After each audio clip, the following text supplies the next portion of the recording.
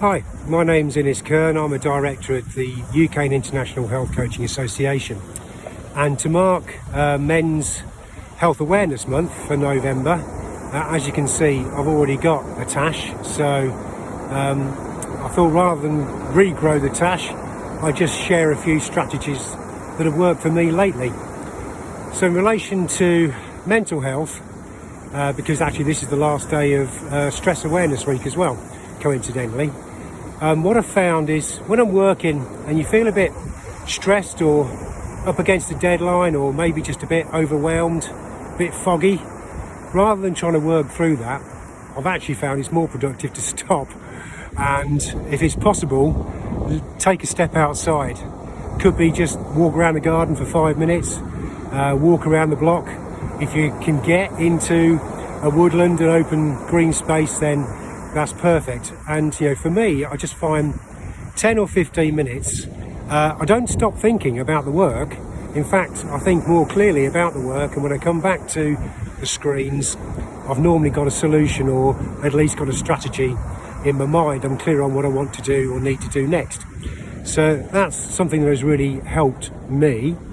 In terms of physical fitness and activity, listen, despite a career in the health and fitness industry, I haven't been into a gym for many years. I don't know if that's a good thing or a bad thing. However, I am probably as healthy as I have been for many, many years, some of which is due to Bonnie, who was a lockdown dog. But we get out every day, twice a day. So that's one strategy, is however little you do something. So even on those days where I don't go for long walks, we might, because of the weather or just because of the way I'm feeling or the way she's feeling, we might do 2 walks that might only be 20 minutes each, but it's non-negotiable. So however little you can do something, and do something every day. The other thing that we do is, and this sounds a bit strange, but rather than going for kind of longer walks and just calling it a longer walk, I think of things as micro adventures. Now, that might even be something that you have done before, but try and add an element to it. So maybe walk a little bit further, go round a corner you haven't been round before.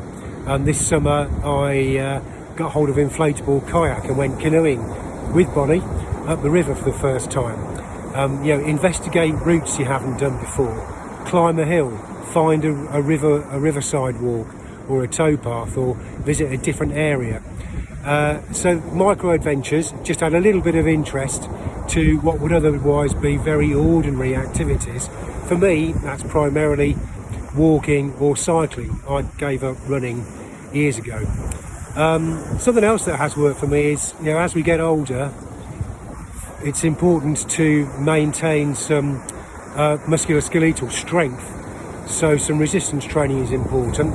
I mentioned that I'm going to the gym, so what I did do is I bought some TRX style straps. I've hung them over a beam in the gym, and they're next to the large freezer. So when I go into the garage to get Bonnie's food out every day, I might do a few minutes on the TRX straps. And on days when I don't do a longer walk, I can just open the garage door and go in there and do a 20-minute workout. And honestly, it doesn't matter how much or how little it is, it just makes you feel better, and the sense of achievement, as well as the physical benefit, is fantastic. On nutrition, I probably weigh less than I have done for several years, and one of the biggest strategies that's worked for me is meal planning, I suppose. Look, it's not sophisticated. Before I go to the supermarket, I just write down in brief the meals I'm going to have for the next 5 days, and I write down the ingredients. So the other component of that is eating as much fresh ingredients as possible and preparing food. So I don't eat any processed foods, or very, very little. I've also stopped eating crisps and snacks. So the strategy that works for me there is, if you don't buy it, you don't eat it. So I don't walk down that aisle in the supermarket anymore. But shopping to a list and meal planning has really worked. I also don't waste any food. At the end of the week, the fridge is empty. I don't throw anything away. because I've eaten what I plan to eat and it's helped. The other thing I try to do is eat less bread. Doesn't always work, and particularly in winter. And the other little thing I do which helps is superfoods, so blueberries and raspberries I eat every day. So in the summer I put them on cereal, in the winter I put them on porridge. So these are just a few simple strategies that I find are working for me, and they're making me healthier and happier. If you're looking for some inspiration on how to find your healthy, that's a campaign that we've created at UKIHCA, and you can find information and inspiration on different ways to find your healthy. Go to www.ukih.com/FYH, and there's lots of ideas for you to try there. I hope that's helped. Good luck, and remember, do something every day.